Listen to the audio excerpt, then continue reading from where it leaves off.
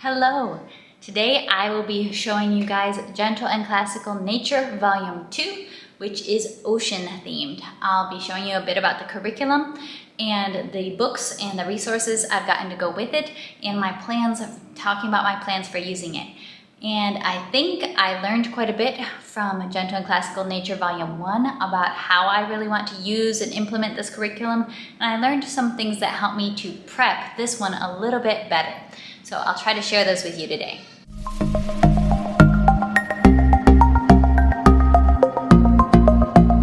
All right. By the way, if you are interested in Gentle and Classical Nature Volume 1, I do have a video on how I planned and prepped for that. We have really enjoyed using it. We are getting very close to the end, and my son is so excited about his upcoming ocean schoolwork, as he calls it. I'm also very excited about it. I do think that the ocean theme of this nature volume will be a little bit more relatable and something that we can do a little bit more hands-on with because we live 5 minutes from the ocean.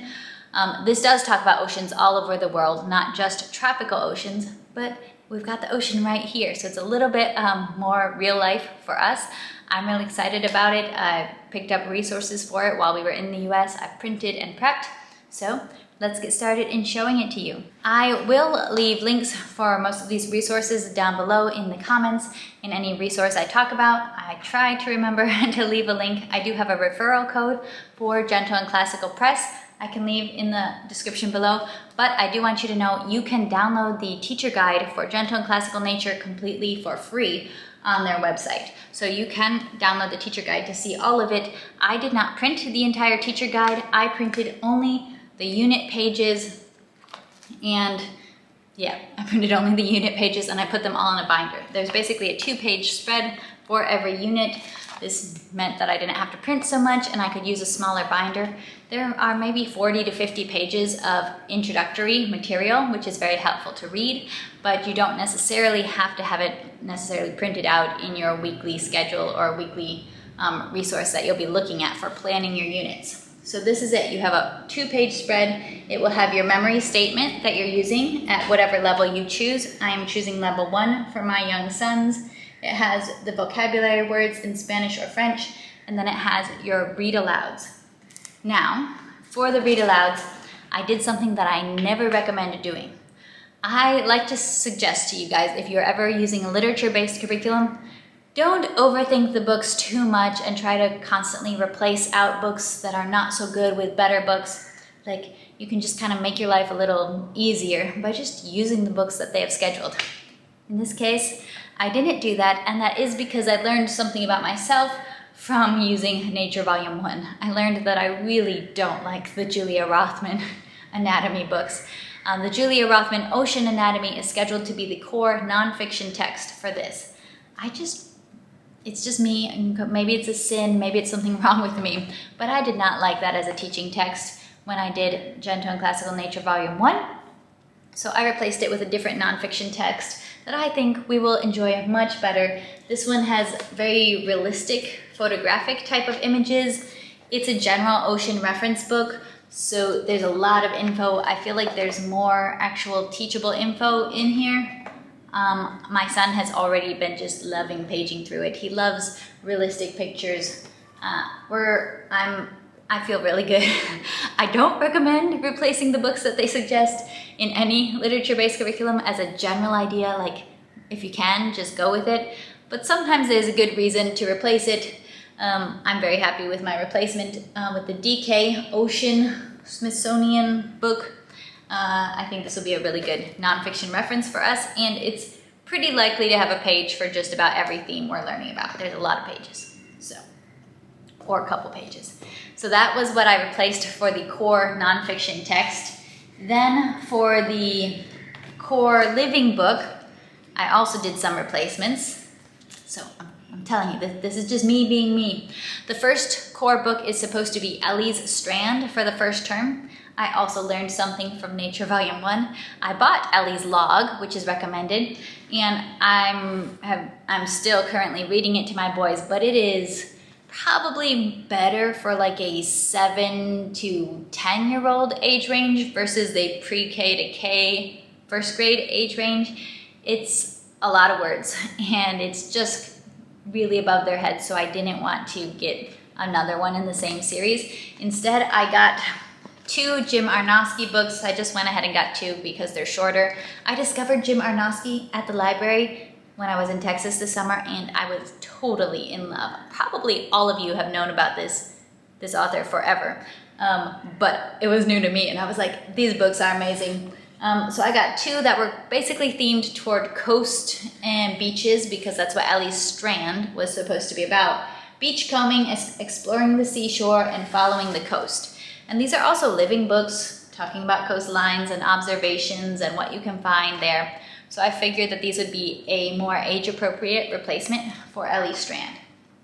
Then I did get Coral Reefs. Look, I got the recommended book. Did the right thing. This one looks amazing. Coral Reefs by Jason Chin is another one of the recommended core books. Then I did not get the recommended book. Again, it recommends The Big Book of the Blue, and instead I got Over and Under the Waves by Kate Mesner.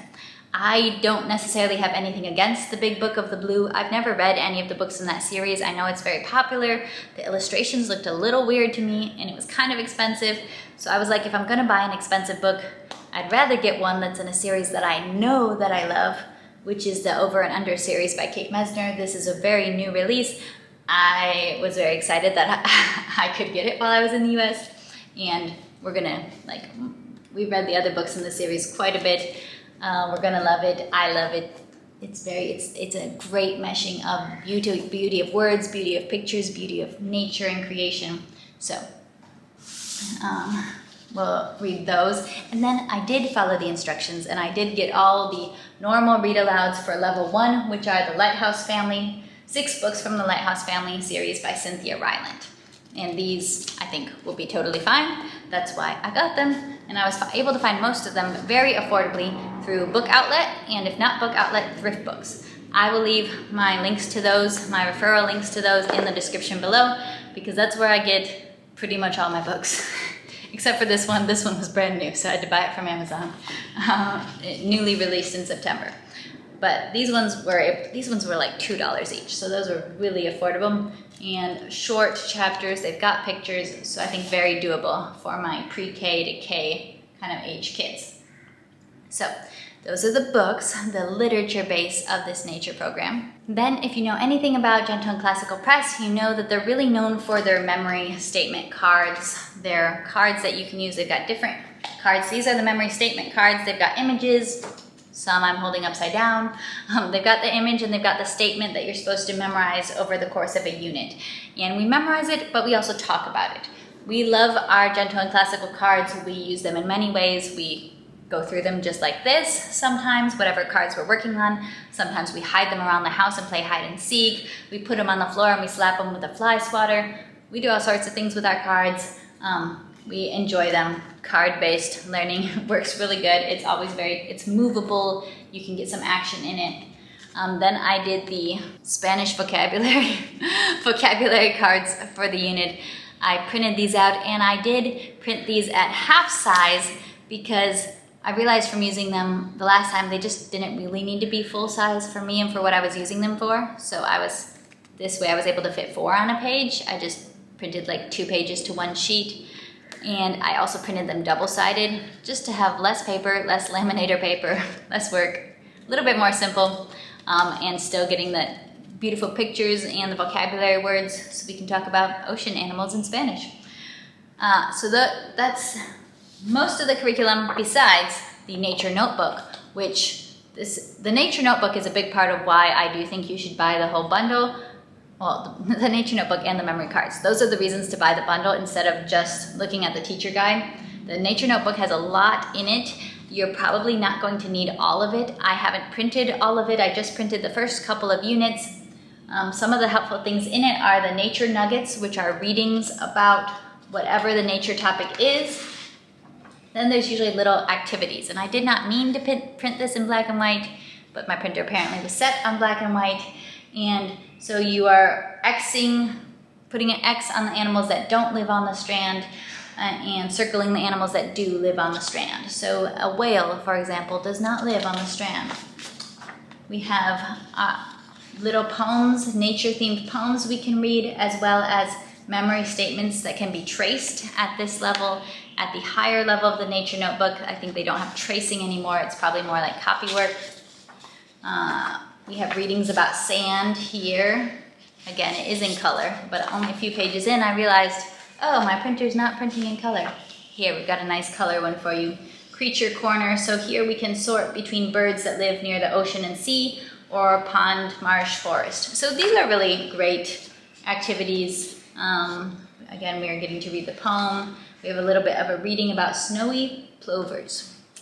So I like the nature notebook. We don't always necessarily implement everything. Sometimes the readings are a little bit long, so I'll just read part of it. Long for the young age of my boys, but they can do quite a bit of it. That is the curriculum. I got a few small extras. I'm not a super extra person, but I got a few extras since we were in the States and could get them. Does anyone remember these books? The stained glass coloring books, so it's like clear and you can color it with markers. You can hang it on a window and the sun will shine through it. I found one on marine tropical fish. I think these are $2, so I got one of these for the ocean study. And then this I found at Target. It's like magnets of sea creatures, and my boys have already been into this. Inside it has different zones of the ocean and just magnets of different sea creatures. Magnets and sea creatures are fun. So those will be a couple elements. I did also get a couple little supplemental books on, like, I was trying to get books on different major topics. So I got a book on dolphins, I got a book on whales, I got a book on Jacques Cousteau, so some different picture books that related to some of the major topics. Hopefully we will be able to get some more books on at the library. I also plan to incorporate some videos because I think one of the great things about modern technology is we can explore more of the ocean through watching beautiful documentaries and videos, and we'll be able to actually take field trips to the beach. We have a sea turtle conservation center not too far away, so if we could go and visit the sea turtles while we're studying this, that would be amazing. So that's kind of my plans, a look at just how I've set it up. These will go into a binder, but I just did not have a binder yet. I need to buy one, but I find that to be the most helpful way, and yeah, so I put these in a binder. I keep my books on the shelf, and week by week I'll just kind of plan out, oh, what's our topic of the week, and I'll just kind of like spread that out into our morning time or into our school time. Are we going to do a certain activity? Are we going to do a coloring activity? Are we going to read this book on Monday, this book on Tuesday? So this is something I do have to plan a little bit, but once you're into it, the planning is very simple and easy. All right, if you have any questions, leave them down below. You can always check out the links if you're interested in any of these resources that I've mentioned, and I'll be seeing you next time for more nerdy homeschool videos. Bye.